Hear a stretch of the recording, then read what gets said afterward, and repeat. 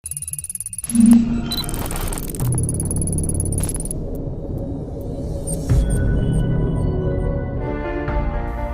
sistema de emisoras Atalaya presenta su programa El Personaje de los Viernes, bajo la conducción del ingeniero Andrés Mendoza Paladines. Anécdotas, recuerdos y vivencias especiales. Esto es El Personaje de los Viernes, por los 680 kHz de Atalaya, una potencia en radio. Bienvenidos.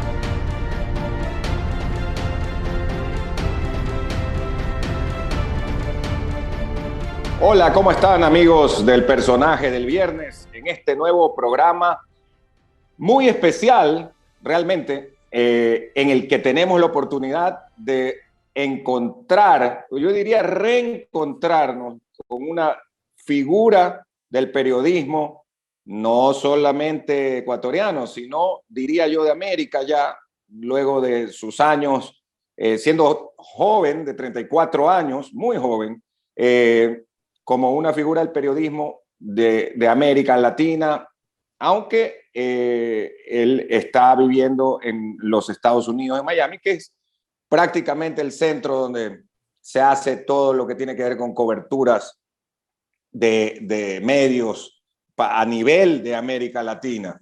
Se trata de Jaime Macías Alarcón, más conocido aquí en el medio durante sus años de inicios periodísticos como Jama, porque ese es su digamos, iniciales. Así es que cuéntanos, Jaime, antes que nada, ¿cómo estás en Miami? Te hemos visto últimamente en ESPN.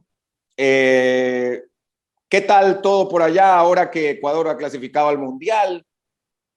Así que un gran saludo y abrazo. ¿Cómo estás, Andrés? Un abrazo a la distancia, el gusto de reencontrarnos. Yo siempre digo que Miami es el norte de Sudamérica, y me parece que va un poco por ahí. Bien, trabajando. Siempre estas fechas, digamos, son un poco impredecibles, ¿no? Porque cuando estamos en temporada de fútbol, los calendarios son muy claros, todo uno sabe qué hay, cuándo hay, y cuando acaba la temporada europea, viene la fecha FIFA, se mezcla un poco todo, ¿no? Hablaba con un compañero el otro día en un programa y le decía, hemos tenido eliminatorias, amistosos, repechajes, eliminatorias africanas, Nations League, entonces cuesta un poco, pero estamos disfrutando y bueno, agradecido de reencontrarnos, fuimos vecinos mucho tiempo. Fuimos vecinos mucho tiempo. Es que yo nunca vi, digamos, hasta un poco tarde el periodismo como una carrera de la cual yo pueda vivir. A mí me obsesionaban los autos. Yo entro al deporte por mi pasión por el automovilismo. Y mi sueño era comentar carreras de autos. Eso es lo que yo realmente quería hacer, pero siempre lo veía un poco más como un hobby, porque yo decía, ¿cómo alguien se puede ganar la vida en Ecuador simplemente comentando carreras de autos? Y así es como comencé, pero bueno, al mismo tiempo ya estaba jugando fútbol en Emelec, y cuando dejé de jugar fue la transición un poco obvia. Una anécdota ahí que yo siempre la cuento, que yo hacía, cuando tenía 15, 16 años, desde esa época yo hacía un programa de Fórmula 1 de previo del fin de semana con Miguel Martín y Casa. Ajá. Y Miguel Martín. El hijo. No Miguelito. Miguelito, el hijo. Ah, con Miguelito, ya. Sí, Miguelito. sí, el hijo. Sí, y bueno, se da una carambola en la cual yo termino siendo suplente de Marcelo Elizaga en un partido de Emelec. Así, ¿no? Sí, en el 2006. Entonces yo voy a hacer mi programa de Fórmula 1 y uno de los productores me dice, había alguien que tenía tu nombre en el banco de suplentes de Emelec el otro día. Me reían y le digo, no, de verdad, era yo. Le digo, en serio, era yo. Y bueno, me dice, no, pero tienes que hablar de fútbol acá porque nosotros no sabíamos que tú sabías de fútbol, no sé qué. Le digo, bueno, no sé si sé de fútbol o no, pero estoy ahí metido. No era el momento, claramente, pero cuando dejé de jugar era la transición un poco más lógica. Tú sabes que yo me entero que mi tío era arquero mucho después, porque cuando él iba a jugar con sus amigos o cuando yo lo acompañaba, él ya no tapaba, siempre jugaba. Entonces como que nunca... Claro, ya no viste tapando. Yo no lo vi tapando y yo siendo arquero jamás se me hubiera ocurrido jugar. Entonces no asumí que él podía haber sido arquero y quería jugar en el campo. Digamos, yo nunca, era algo que a mí como arquero nunca me daba ganas, yo quería estar en el arco. Y a mí se me da porque un día en el patio del colegio me mandaron al arco porque era el más malo Claro, y el típico. partido terminó en penales y yo terminé atajando varios penales. Entonces como que dije, bueno, capaz soy bueno para esto, porque yo nunca me había sentido bueno para ningún deporte. Los había practicado casi todos y ninguno se me daba con facilidad, en ninguno me sentía que tenía, digamos, alguna facilidad para hacerlo. Y eso del arco, no sé si fue más suerte u otra cosa, pero como que dije, bueno, finalmente he hecho clic con algún requerimiento para poder practicar algún deporte y así comenzó un poco el tema del arco. El Balandra jugaba torneos, los intercolegiales o no. Sí, pero yo no jugaba. Yo no jugaba Ok. los intercolegiales porque yo no entrenaba con el equipo y normalmente estaba metido en la rutina de Melec. Digamos, nunca fue algo que a mí nunca fue algo que No, me... que No, te. no, nunca fue algo que me daba ganas de hacer, ni algo que yo ahora te diga, me hubiera gustado. Estaba demasiado enfocado en seguir mejorando porque yo nunca me he sentido bueno en nada. Ok. Entonces, trato siempre de enfocarme y maximizar lo que estoy haciendo. Y me pasa todavía ahora. Entonces, yo estaba en Emelec y yo quería jugar en Emelec y yo era tercer arquero y toda mi energía y toda mi atención estaba en poder ser suplente para después poder ser titular. Entonces, cualquier cosa que no sea eso para mí es una distracción. Entonces, nunca me involucré en el equipo del colegio y tampoco lo vi nunca como, ahora no lo veo como algo, digo, me hubiera gustado hacerlo porque creo que todas esas cosas que uno dice ahora, me hubiera gustado hacer tal cosa, si las hubieras hecho por ahí, no estarías donde estás. Ajá, ajá. Sabes que es muy interesante lo que dices y qué bien, qué reflexivo y madurez, porque hay muchísima gente que se cree que es buena en todo y otra gente y que no son. Y otra gente que tiene esa cuestión, más aún los costeños y los latinos de la costa, como somos nosotros, eso en esto yo sí hago, soy karateca, futbolista, tenista, de todo, ¿no? Entonces, buenísimo lo que nos manifiestas, porque eso significa de tu sentido de superación, de decir, ¿sabes qué? No, yo tengo que seguir mejorando. Ahora, ¿cómo entraste a Melec? Sería mi pregunta, porque no, tú estabas en Urdesa, digamos. ¿Cómo dijiste, sabes qué? Me voy a entrenar al capo. ¿Cómo era el asunto? Yo tenía un compañero de colegio que estaba en Emelec. Lo que pasa es que él Ok. tenía un talento brutal. pero digamos, a pesar de yo no sentirme bueno en nada, siempre tuve esa situación de decir, ¿y por qué no intentarlo? ¿No? ¿Y por qué Ajá. no probar? Ajá. No, no, no, Y, no te quedabas, sino decía, vamos, adelante. Exacto, exactamente. Entonces, bueno, justo me tomó un tiempo porque en ese momento justo a Emelec le habían otorgado el Polideportivo de los Amanes para entrenar. Emelec entrenaba en el Simón Bolívar. Entonces, me tomó como una semana porque yo iba a buscar el Simón Bolívar, iba dos o tres veces a la tarde, fui 2 o 3 días a la tarde y encontré eso vacío. Estaba mucho más cerca donde yo vivía, el Simón Bolívar, que el Polideportivo de los Amanes. Y al tercer Claro. día que me di cuenta que no había nada, El Simón Bolívar es en la Avenida de las Américas, pues, ¿no? bueno, claro, entrando por ahí, ¿no? Ajá. Sí, bueno, sí, es en la Avenida de América. Lo que Sí. pasa es que la cancha tenías que meterte un poco por el cuartel de la policía, por ahí estaba la entrada. Ah, la cancha es ya, ok. Claro, exacto. Pero fui 2 o 3 tardes y no había nadie. Entonces, como que dije, bueno, por ahí fue un día que no entrenaban, otro día que no entrenaban, el tercer día no era posible que no entrenen tampoco. Entonces ahí fue que alguien me dijo, no, ahora están en Samanes. Y Ya. como ya me había metido eso en la cabeza, me fui a Samanes y empecé a trabajar. Y bueno, Emelec tenía jugadores que estaban inscritos y jugadores que estaban ahí porque potencialmente podían estar inscritos.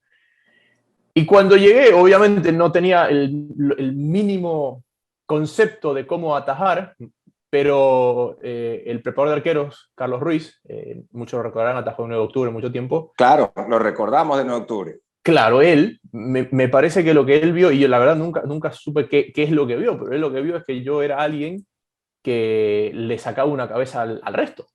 Entonces, Claro. él debe haber pensado, digo, si este chico yo lo pulo, tenemos un arquero. Más allá de que es el último de la fila en cuanto a conceptos, tiene tamaño Potencial, tamaño. para poder ser potencial. Y todo fue muy rápido, porque al año siguiente, digamos, yo aprendí muy rápido porque venía de cero. O sea, cuando tú arrancas de cero, vienes más rápido que cuando estás más en ritmo. Y al año siguiente llegó Dusan a Emelec. Yo no sabía quién era Dusan en ese momento. Y Ya, ¿y Emelec, Dusan llegó qué? ¿A las divisiones inferiores o a...? no, a dirigir el equipo de primera en el 2004. Sí. Ok. Emelec estaba mal económicamente, le faltaban jugadores y Dusan agarró un poco de jugadores y lo llevó a primera, donde estaba yo también. Después Mira entendí tú. que me había llevado porque medía casi 2 metros y que más o menos es el perfil de jugador que estaba buscando. Es que a Dusan le gusta ese biotipo. Claro, pero yo, digamos, no entendía nada y me acuerdo que me compré unos guantes nuevos y todo, y Dusan no me dejó ponerme los guantes como hasta dentro de 2 o 3 meses. Lo que quería era que estemos todos físicamente a punto, ¿no? A correr, a coordinación y todo, pero realmente eso es lo que me ayudó. Yo realmente cuando más crecí fue en ese momento, porque me faltaban bases de coordinación, me faltaba bases físicas, me faltaba todo. Yo no había practicado ningún deporte formalmente hasta ese momento. 17 años, más o menos, ¿no? 2004, 16. 16, todavía Sí. no. O sea, y entonces Dusan le sacaba el aire, me imagino, porque Dusan en el tema físico, además es muy científico. Pero es que eso para mí es un mito, Andrés, porque muchas veces la gente piensa, un entrenador que se basa en lo físico debe hacerlo correr como caballo. Ajá, Y sí, era sí. todo trabajo muy, muy específico. Sobre todo de mecánica, antes de darte el fondo físico era de mecánica, de coordinación, de fortalecimiento muscular y todo, cosa que cuando ya empezamos a correr como caballos, no sentías ese choque de, Sí, me están matando, porque me está ya matando. habías crecido mucho por todo el trabajo más específico de coordinación y de mecánica que habías hecho antes. Pero que, mira, no, eso me parece extraordinario, porque como tú bien dices, normalmente los preparadores físicos antes, o en el colegio, en la universidad, aquí, te cogían y decían, vaya, corra 10 vueltas. Entonces, salía, uno decía, no jalo, como dice. Pero y súper interesante. Ahora, ¿cómo hiciste en ese año también? Porque veo que son tus inicios a transmitir una carrera de Fórmula 1 en Canal 1, a propósito, el Gran Premio de Malasia, en ese año. O sea, tú tenías los conocimientos, obviamente, por el karting y seguías la Fórmula 1 siempre. Entonces, ¿cómo inicias ambas actividades teniendo colegio, obviamente? Yo no sé, y cuando veo siempre la historia para atrás, y era una pregunta que yo me hacía cuando escribí el libro. Yo no sé por qué, arquero. tercer arquero. Yo no sé por qué Bueno.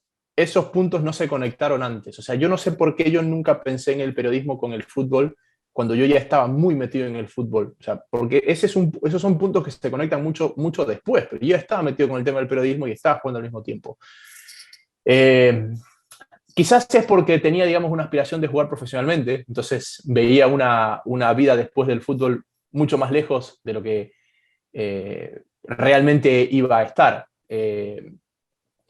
Pero el tema del automovilismo comienza por ahí finales del 2003. Es más, mi relación con el fútbol comienza también un poco conectada de carambola con el automovilismo, pero mi aparición en Canal 1 es una coincidencia del destino de esas que no tienen explicación, de estar en el lugar correcto en el momento indicado. Yo iba en un viaje a Quito, mi familia es de Quito, y estaba volando solo. Ok. Estaba Claro, tu familia Alarcón es de Quito. Todos son de Quito, claro. De Yo Quito. iba a Quito, no me acuerdo si era una Navidad o qué, pero iba a Quito. O sea, siempre iba. Exacto, pero estaba viajando solo. Yo tenía de haber tenido 15 años, porque estaba viajando solo. Y estaba leyendo una revista de Fórmula 1. Y la persona que estaba al lado mío me empezó a preguntar de Fórmula 1, me empezó a preguntar cosas y yo modestia aparte. Si tú me preguntas qué es de lo que más sabe, yo de Fórmula 1. O sea, Ya, y, o sea, y ese es eso tu que hoy me dedico al fútbol el fútbol. y eso que me dedico al fútbol hoy, hasta el día de hoy, de lo que más sé es de Fórmula 1. Modestia aparte. Qué increíble, ¿no? Qué increíble. Sí. Entonces me preguntaba, y al final me dice, oye, ¿te interesaría tener una aparición en televisión hablando de Fórmula 1? Y yo le dije, sí, me encantaría. Y esa persona, que lamentablemente falleció el año pasado, era Margarita Dávalos, la jefa de programación de Ah, Canal 1. lo máximo, Margarita. Claro, Exactamente. falleció. Que después se fue a Exactamente. Teleamazonas, ¿no? Ella había venido de Teleamazonas a Canal 1 y después se volvió para Teleamazonas otra vez. ¿Y a ella le gustaba la Fórmula 1?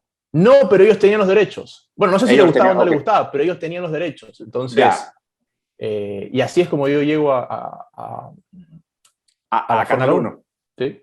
Sí. Ahora, tú en el caso de la Fórmula 1, desde chico te gustó, tu papá es súper tuerca, digamos, como se decía antes, no le gustaba mucho. Y Henry Taleb, pues ustedes son como primos, digamos, con los Taleb, ¿no? Henry es como mi hermano. O sea, Henry es Sí. como Henry, te refieres a Henry al Jr., hijo. pues, al Sí, hijo, sí, claro. sí. Henry es como mi hermano y Cristian también. O sea, a veces cuando estaba allá o cuando voy, no, Jaime, vente que vienen los primos. Así de cercano. Así,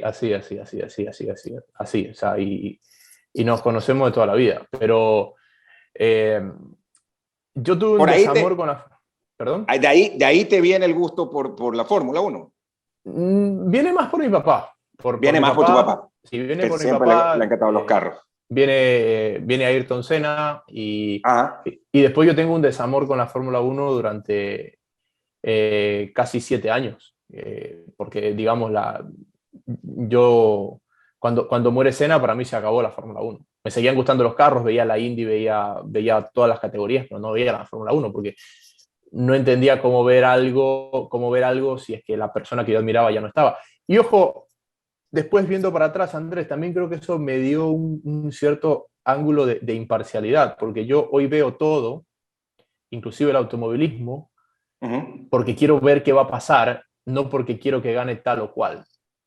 Me da lo mismo quien gane. O sea, Dejaste el fanatismo, sí, o sea, en ese llega momento. un momento donde dice, bueno, me gustaría que gane Andrés o me gustaría que gane el de acá, Sí, pero no lo veo para ver si es que puede ganar Andrés, digamos, ajá, lo ves un poco más con un criterio analítico. Yo creo que sí, sí, sí.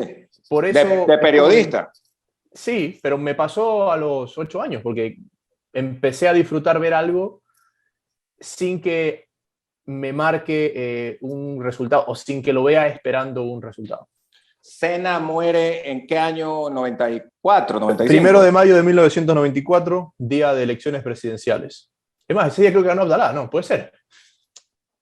94, no, No. yo creo, no, acá No, deben haber 96, sido elecciones de...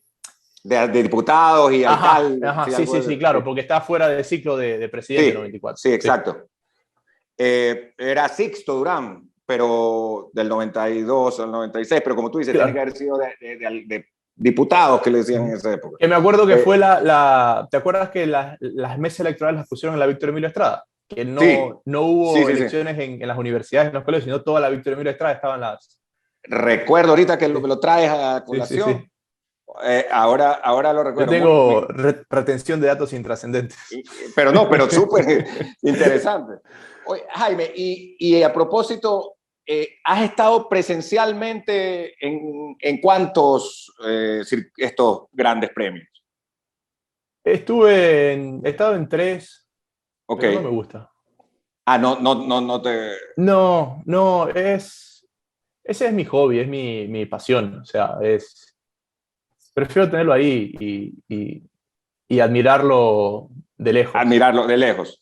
Sí, ahora me decían al Gran Premio de Miami, ahora que van ahí, no, le digo, Sí. no me. Primera vez, Prefiero. ¿no? Primera Sí, vez en sí, sí. Miami. Sí, pero es como yo prefiero esas cosas como No, no claro. bajarlas del cuadro. Una pregunta, en el caso del karting, estaba leyendo que cuando tú lo hacías, no había esta división por peso, digamos, por tamaño, ¿no? Y que tú pesaba más que la mayoría de la misma edad, ¿no? 30 libras más. Y que entonces se hacía muy difícil un carro pequeño que está casi al piso, pero que luego que ya cambiaron las reglas, ganaste 4 premios de karting. También era mejor piloto. O sea, creo que, por ejemplo, en esa época que yo estoy con Dusan, entiendes cómo se conecta todo. Si tú estás físicamente bien, la mente está lúcida, los reflejos están mejores, la cabeza está más clara. Entonces, a veces la gente no entiende cuál es la conexión de la preparación física para un ajedrecista o para un piloto de autos o para deportes que visualmente no parecen ser extremadamente físicos cuando sí lo son, pero visualmente no parecen serlo. Y es que todo esto te agudiza los sentidos, te abre la mente, te da una perspectiva diferente. Entonces yo también creo que volví mejor al karting. El problema que yo tuve, Andrés, a la larga es que yo tenía talento para ser piloto y cuerpo de arquero. Entonces, en los dos lugares no hacía el mix. Había algo que sobraba, faltaba. Claro, claro, pero muy buena. Y luego de este aprendizaje, digamos, de que aprendiste esa parte de la preparación con Dusan, ¿has mantenido una rutina? Mi vida es una rutina. Claro, por eso te digo, es que no tienes tiempo, o sea, entre la familia, tus hijos, el trabajo, ¿cómo? Pero una rutina, digo, de deporte. Sí, pero ha cambiado. O sea, por ejemplo, yo detestaba los deportes individuales. Uh-huh. Yo necesitaba esto de ser parte de un equipo, de ir juntos, ¿no? Y a medida que empiezas a crecer profesional y familiarmente, empiezas a necesitar un poco más esos espacios, ¿no? De correr solo, de ese tipo de cosas, ¿no? Y al final, por ejemplo, la gente escucha deporte cuando tiene el tiempo libre, y yo cuando tengo el tiempo libre escucho todo lo que no sea deporte, porque necesitas que entre algo diferente que la noticia del día. O sea, tu cabeza es un músculo, tu cerebro es un músculo, que tienes que enriquecerlo con cosas distintas y cosas que te sacan, que te obligan a pensar. Y, por ejemplo, yo veo poco fútbol que no tenga una relación, es más, no veo nada de fútbol que no tenga una relación con profesional, con el programa que voy a hacer, con el podcast que voy a grabar, con la entrevista que tengo. Porque si yo veo fútbol, empiezo directamente a pensar y a pensar y a pensar en eso. Entonces, de repente salgo y escucho cosas del New York Times, escucho programas de política, escucho cosas Uh-huh. que me saquen y que me obliguen a pensar en otra cosa. En otra cosa. Y a preguntarme cosas que no están en mi día a día. Jaime, tú entraste, yo recuerdo cuando estabas muy joven en Cable Deportes, allá por el 2007, en TC Televisión en el 2010, pero me acuerdo en Cable que yo era presidente de AER, recuerdo en esa época, y hacías trabajo de campo, ¿no? Cable, o sea, eras reportero, pero ibas con el camarógrafo, lo ayudabas, o sea, no, por si acaso la gente piensa muchas veces, no, siempre está al frente de la pantalla, sentado en el aire acondicionado. No, desde el inicio, o sea, te tocó desde abajo, como dicen, ¿no? Yo cuando dejé de jugar en Emelec, un día estaba en el campo y al día siguiente estaba detrás del corón de prensa, en el mismo complejo, ¿no? Y era ya cambiaste sí. de estar en la cancha a entrevista. Exactamente. Yo soy una persona extremadamente curiosa, o sea, a mí me gusta saber cómo funcionan las cosas. Y cómo funciona, digamos, qué necesita el camarógrafo. Sí, hay una parte de somos un equipo, te voy a ayudar, pero también hay una parte de quiero saber cómo haces tu trabajo, porque me gusta saber cómo funciona, qué es el blanco, qué es el foco, qué es el ruido, y son cosas que si no te metes no las vas a entender. Y en la época que viví en España yo fui, digamos, corresponsal solo, viajé sin camarógrafo, yo mismo me hacía todo. Entonces, a ver, nada, a mí eso me causa satisfacción. Hay gente que le causa satisfacción cuánta gente lo vio, y a mí me causa satisfacción poderlo hacer solo. Ahora es que estuve en Canadá con la eliminatoria de la CONCACAF, es como que dije, necesito hacer esto solo como lo hacía cuando tenía 20 años, porque necesito probar a mí mismo que soy capaz de hacerlo y que tengo las mismas ganas de hacerlo que cuando tenía 21 años y que no me he acostumbrado a tener dos productores, sentarme en una Ujú. mesa, ponerme una corbata y que me den un vaso de agua. Necesito probar ahora mismo que todavía lo disfruto. Y bueno, tomé las Y lo decisiones haces. que he tomado, porque sí, porque tomé las decisiones que he tomado porque lo sigo disfrutando. Mira, mira tú, qué interesante, la verdad, me parece súper bien. Vamos a ir a la pausa, primera pausa. Estamos con Jaime Macías Alarcón desde Miami, el autor de Tercer Arquero, que lo leí hace mes y medio. Tuvo la gentileza tu mamá, María Gloria, de enviármelo. La verdad, Muy nerd el contenido. no me gustó, oye, porque imagina, no, no te diría que más bien el libro no es autobiográfico, pero esto de un arquero y de un piloto y hacia los asuntos en sí, de la vida y todo, me pareció súper bueno. ¿Qué te han dicho? ¿Tú cómo lo ves? ¿Muy nerd? No, yo soy un nerd, entonces... O sea, que crees que está en esa línea. No, ahora lo hablamos, ¿no? Pero, por ejemplo, Shirley Estrada, que es la que me ayudó a editarlo, ella me decía una cosa que fue lo que más le impresionó. Me dice, a ver, me dice, tú eres absolutamente metódico, Uh -huh. como que siempre estás pensando en el siguiente paso y en tratar de encontrar cosas del pasado para tomar decisiones del futuro. Pero me dice, a mí lo que más me impresionó, me dice Shirley, las decisiones más importantes de tu vida no las analizaste, confiaste en tu instinto. Siendo ordenado Y que tú dices, ¿no? sí, Y exacto. analítico. Y ella me dejó pensando en eso, porque realmente yo no había caído en cuenta en eso. Yo las tomé porque estaba convencido de que eran las correctas, pero yo mismo no me había dado cuenta que las había tomado mucho más por instinto que porque había hecho un análisis profundo sobre cuál era la decisión que tenía que tomar. Yo recuerdo que mi colega Antonio Guerrero, el propietario y gerente de CR, hace algunos años me decía, nos va a hacer el informe de España Jama. Y es cuando tú estudiabas en la Universidad de Navarra periodismo, ¿no? Sí, yo Les estuve daba el tres reporte, ¿no? años. Sí, lo que pasa es que yo, a ver, dejé de jugar en Emelec, trabajé un año, casi un año y medio, entre Cable Deportes y CRE, y después me fui a la universidad. Ok. Entonces yo ya me fui, yo creía que había hecho mucho, pero bueno, finalmente había arrancado, ¿no? Entonces me fui y fue justo porque quizás, y sigue siendo quizás esa fecha, esa época, la época en la que más jugadores hemos tenido en Europa, justo después del Mundial de Alemania. Es verdad. Entonces había mucho contenido en Europa para poder, bueno, para poder reportar y hacer o inventarnos algo para estar entretenidos.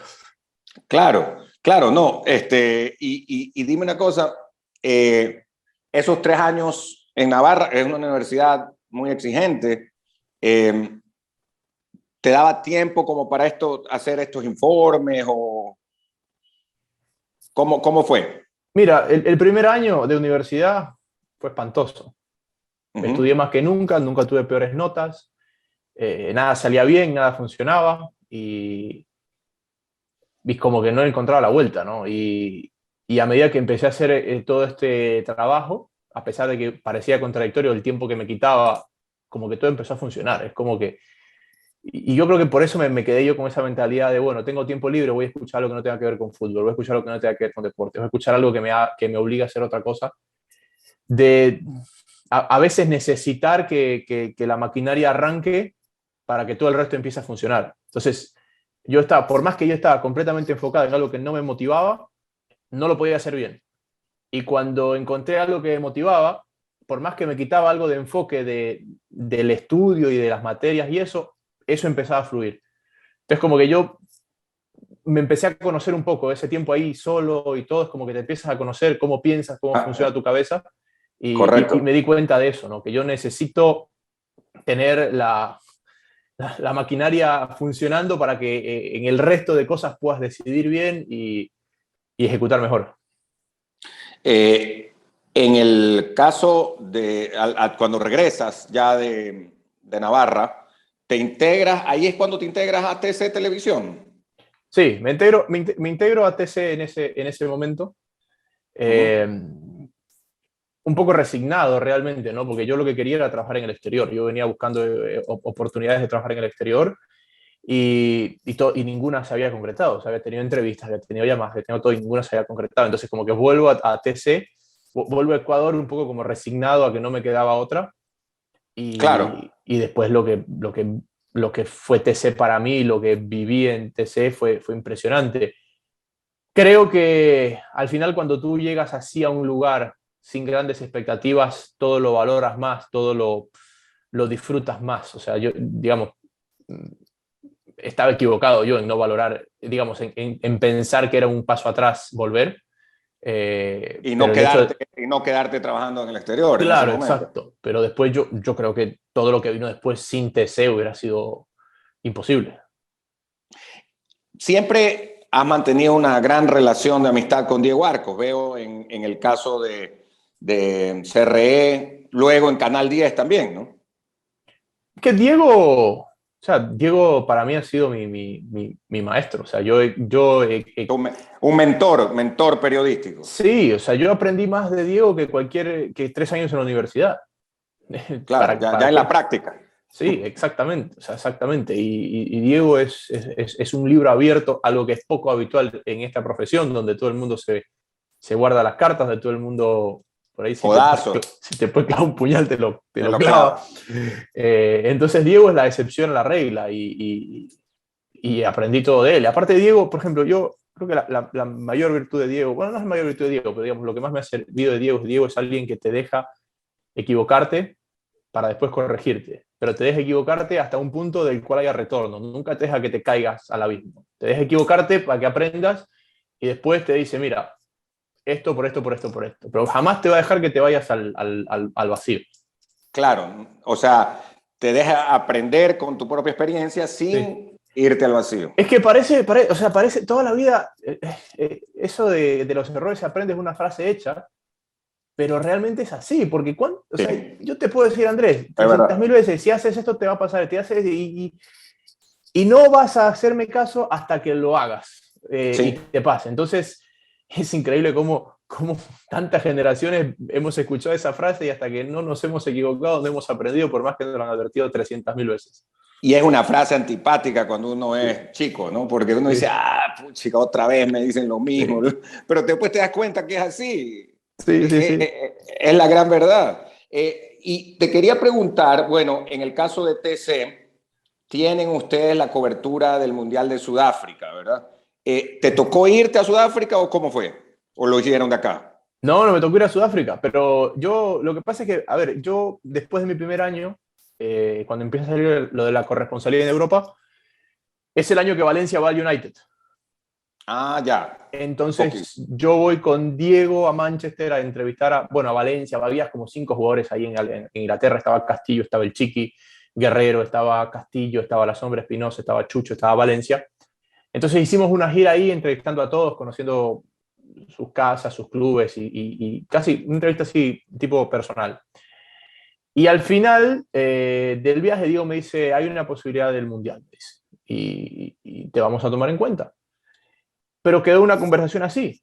Después Ecuador no clasifica, porque esto fue cuando Ecuador estaba todavía en zona de clasificación y el eliminatorio no había acabado. Y después Ecuador no clasifica. Y al no clasificar, yo asumo que cualquier otra cosa ya se había acabado. Y como que le perdí la pista. O sea,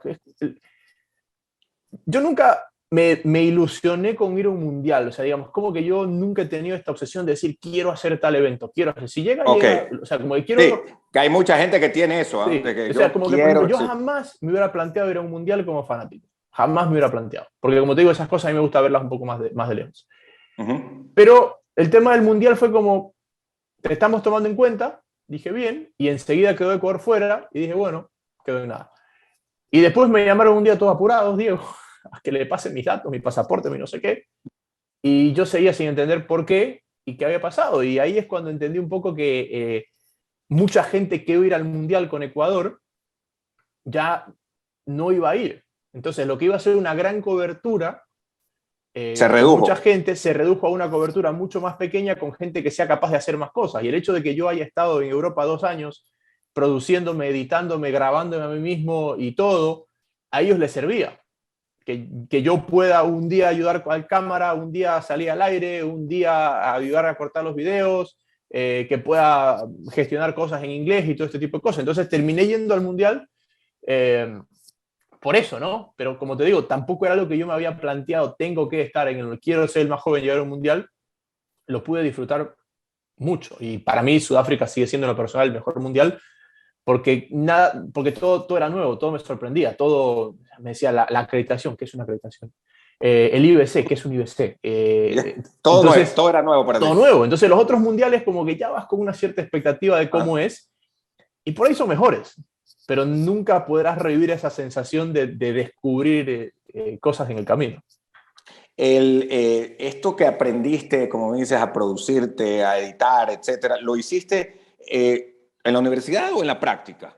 No, en la práctica. Dentro de la curiosidad que tú me dices que eres un curioso natural. Sí, en la práctica. En la práctica. En la práctica. Sí. Nunca, a ver, no creas que edito, Andrés. Sé cortar los videos para que no se vayan tan pesados. Sí, bueno, pero pero es bastante. Claro, sí. Hay que después retocarlos. Pero en el 2010, por ejemplo, hablando del material que mandabas, ¿ya se podía mandar como ahora tan fácilmente o todavía seguía el tema satelital? Había una cosa que se llamaba USEND, creo. No había el Inject Point. El Inject Point ese que hubo hasta el 2002. Sí. Claro, había eso, pero si tú querías mandar por internet, había una cosa que se llamaba USEND, que tenía un límite de peso o algo así. Era como un WeTransfer, pero bastante más básico, prehistórico. Hace 12 años, imagínate. Y nosotros ahí empezamos a usar, yo no digo que fue mi idea, Diego le dice a todo el mundo que fue idea mía, con Jorge Riofrío, que es el director de producción de TC. Yo empecé a salir por Skype y hacía las entrevistas por Skype, pero era más o menos, digamos que yo agarraba a un invitado y nos poníamos los dos aquí, no había ni los micrófonos ni estos vainas para la computadora. Entonces nos poníamos los dos aquí y salíamos así hablando a la pantalla y así yo hacía mis notas porque dije, es más fácil salir, entre que yo entrevisto a alguien, lo bajo, le saco 2 minutos, lo mando, primero que 2 minutos no sirven para nada y tercero que va a llegar al final del programa. Entonces empezamos a salir por Skype, hacia arcaico, y Jorge Riofrío me dice, tengo una idea, me dice, Vincha me dice, tengo una idea, me dice. Y agarró un cable de donde bajabas la tarjeta de la cámara, lo cortó, le hizo ahí un enjurje y le puso una entrada USB. Entonces nosotros salíamos con esa cámara de televisión, iba al Skype. Ah, ya. Ok, claro, en lugar de tener el teléfono, salías con la cámara y esto iba al Skype. Entonces nos parábamos ahí, porque nuestro puesto en el IBC era uno de los primeros puestos que había. Todo el mundo tenía que pasar por ahí y nos paramos ahí tipo zona mixta. Y estábamos en vivo todas las noches y pasaba Jorge Campo y lo agarramos a Jorge Campo. Y pasaba Francesco y pasaba Luis Omar Tapia y lo agarramos a Luis Omar Tapia. Y así hicimos todo el Mundial. Empezamos a salir en vivo por Skype. No hay nada que hacer que la creatividad, la innovación es lo mejor y de ahí viene el éxito, ¿no? Te felicito. Mira, yo sí recuerdo esas coberturas, pero no tenía claro que era por Skype. Yo dije, esto es lo que antes, ¿te acuerdas que le usaban esto que se llamaba Fly Away y estas cosas, ¿no? Sí. Por eso la imagen era un poco borrosa, pero para la época que no había HD no se notaba tanto. Ahora tú lo ves, yo tengo uno de esos videos en YouTube que quedaron ahí publicados y si los ves dices, ¿cómo sacamos esto al aire? Pero cuando comparas mi imagen en Sudáfrica con cómo era la imagen de la televisión en el estudio, no hay un choque tan grande como habría hoy, que la imagen de la televisión es mucho más clara. Claro. ¿Cómo viene el cambio, o mejor dicho, el paso de ir a beIN Sports? Porque ya en Estados Unidos, en Miami, porque veo que luego sigues en TC, viene la cobertura del Mundial del 2014 con Vito Muñoz ya entró a Canal 10 también, María José Flores. Primera vez entonces que te toca mundial con la selección, comentando ya. Y si en eso podemos pararnos incluso en esa parte, pero luego preguntar de cómo viene como dice, el pase a Bein Sports. A ver, yo desde Sudáfrica ya me quería ir a trabajar fuera, como una meta profesional en ese sentido. Ya probarte en el exterior, como tú dices. Sí, lo que pasa es que fíjate, cuando yo estoy en Emelec, ahí me pasa una cosa, yo lo veía entrenar a Lizaga y lo veía atajar y decía, él hace cosas que yo no soy capaz de hacer. O sea, claro, el Lizaga era extraordinario, ¿no? Tú lo veías y decías, yo no puedo hacer eso. Y que cuando voy a Sudáfrica y empiezo a convivir con toda esta gente que yo veía de Fox, de ESPN, de DirecTV en la televisión, los veía a la misma distancia que yo veía a Elizaga cuando lo veía entrenar, cuando los vi de cerca, dije, no, yo sí puedo hacer eso. Como que dije, a diferencia de lo que me había pasado en esa relación con Elizaga, donde yo decía, yo no puedo hacer lo que él hace, y los veía a ellos trabajar y decía, eso yo sí lo puedo hacer, es que yo también puedo llegar allá. Entonces como que me cambia el chip y empiezo a pensar en trabajar fuera. Y también creo que hubo una dosis de haber crecido con una mentalidad de ser jugador y jugar en el exterior. Y justo lo hablaba ahora que estuve con el Potrillo Muñoz, con el hijo del Potro Muñoz, y le digo que todos nos preguntaban qué queríamos. ¿Y el hijo del Potrillo juega fútbol? No, estuvo por acá. Bueno, jugó conmigo en Emelec y se retiró hace poco, sí. Okay. Pero me decía, es que todos nos preguntaban, me dice, porque le regalé una copia del libro, me dice que cuando nosotros éramos chicos todos queríamos jugar fuera, y le digo, yo creo, Potrillo, que eso se me quedó a mí grabado cuando dejé de jugar. Entonces como que quería jugar fuera. Entonces siempre busqué, toqué puertas, llamé, organicé viajes para darme a conocer, y llega un punto donde tienes que superar una barrera de papeles, donde profesionalmente necesitas estar en una cierta posición para poder superar esa barrera. Y después del Mundial de Brasil, donde bueno, me reencontré con mucha gente a la que le había tocado puertas, y donde la presencia de Ecuador me ayudó a que esas personas me puedan invitar y que participe con ellos. Poco después de eso apareció la oportunidad de venir a Bein Sports por un mes. Yo justo me había casado. La situación en Ecuador, desde un punto de vista de seguridad, ya era compleja. Y no, pues ahora en buena hora no estás aquí, porque esto ahora aquí de terror. Entonces, sí, lo leo, estoy al tanto. Sí. Entonces, como que yo ya me planteaba, si es que lo de Bein no salía, dejaba el periodismo y veía qué hacía, pero me quería ir. Entonces hablé con mi esposa, recién me había casado, y le dije, mira, si después de este mes no me ofrecen nada, nos vamos y me dedico a otra cosa. Porque cuando yo ya estaba, mira, a veces las cosas pasan y se conecta todo, ¿no? Cuando yo ya estaba con esta idea, Andrés, me asaltaron 2 veces en una semana. Puchiga. La última vez, bueno, me intentaron asaltar la última vez. Llegando al puente de Durán, pistola adelante, el parabrisas. Cuando vi el espejo venía otro, y agarré y me fui. Y al pasar un poquito más allá, yo venía pensando y digo, esto que yo lo acabo de hacer porque tengo una experiencia de haber corrido autos y he sido capaz de hacerlo. Pero no lo puedo hacer siempre. Mi esposa no la va a poder hacer.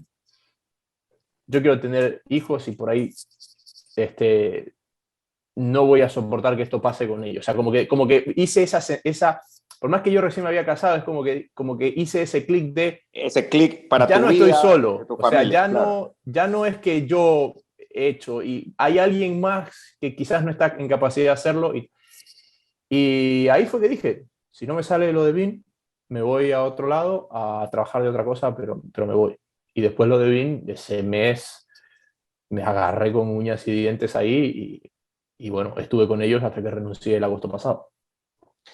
Bein como tú sabes, pues no, acá en Ecuador no suena como ESPN o Fox o así, ¿no? O Telemundo, pero es un medio sumamente importante y tengo muchos amigos que viven allá en la Florida y otros colegas periodistas que me hablaban siempre de la cadena, de tus comentarios y todo, y esto es para el mercado norteamericano básicamente, ¿no?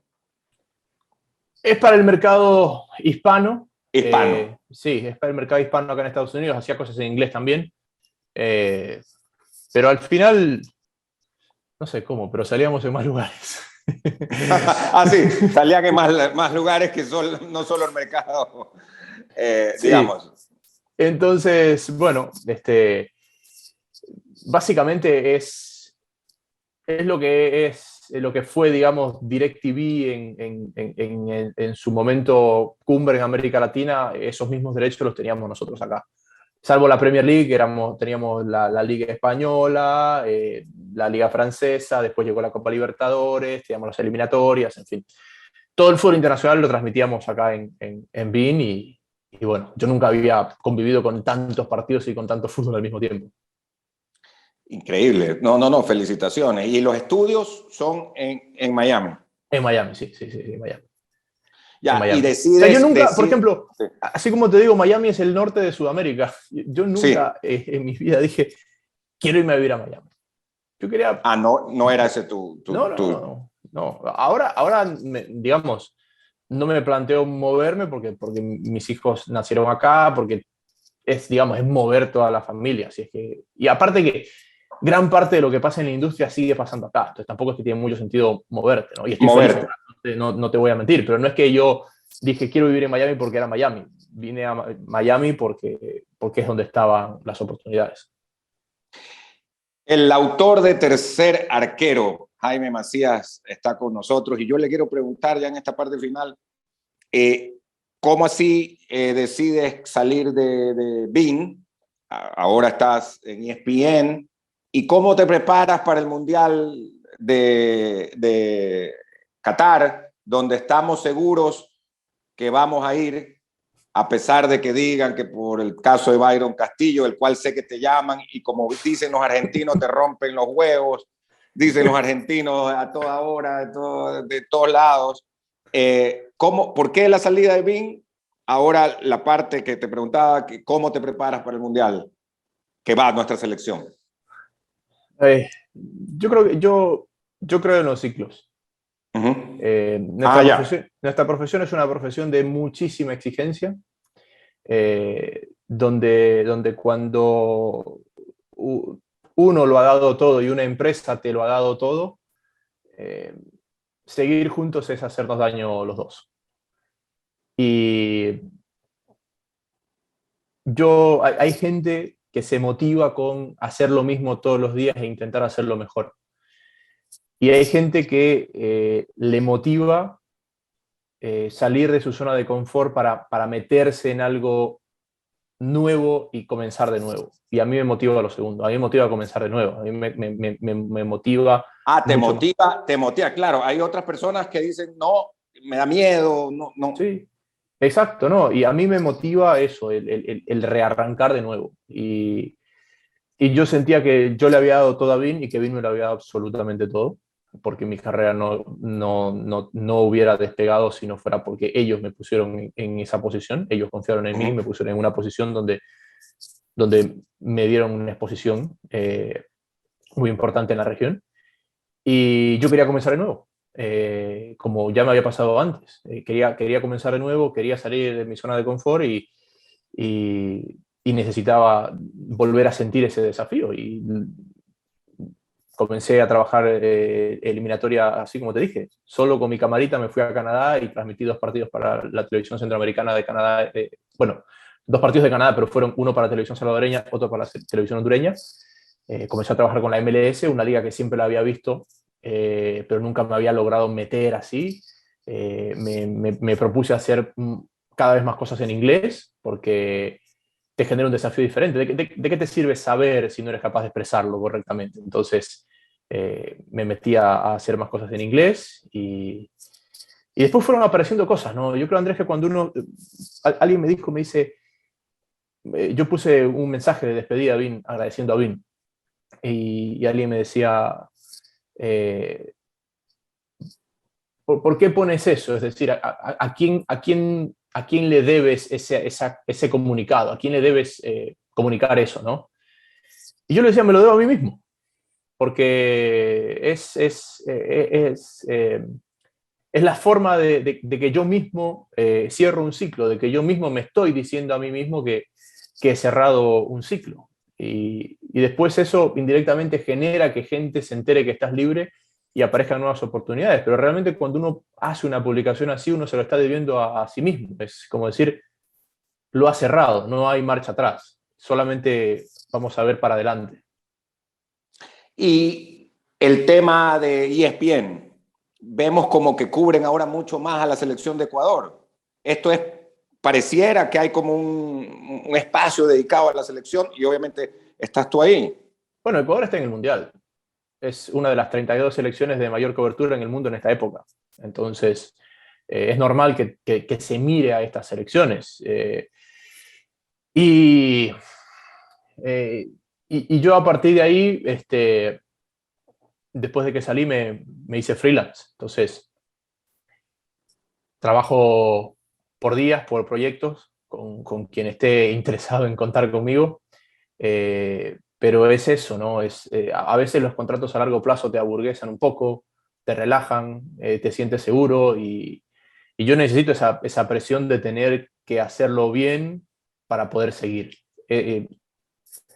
Yo disfruto esa presión, no sabía que la disfrutaba, pero en la parte final de Bean yo sentía que me hacía falta esa exigencia, ese tengo que hacerlo bien para poder estar a la altura, tengo que hacerlo bien para poderme mantener.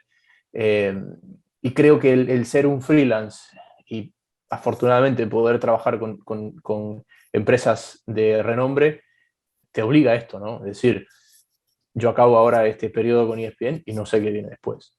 Claro. Y, Y no te preocupa eso. No, lo disfruto. O sea, disfruto el saber que si lo hago bien seguramente habrá algo más. Necesito esa presión, necesito...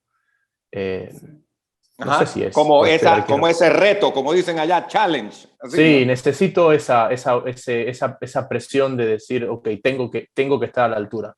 Si tengo un mal día, por ahí me sientan, como cuando jugaba. Si tengo un mal día me van a sentar, entonces tiene que estar bien todos los días.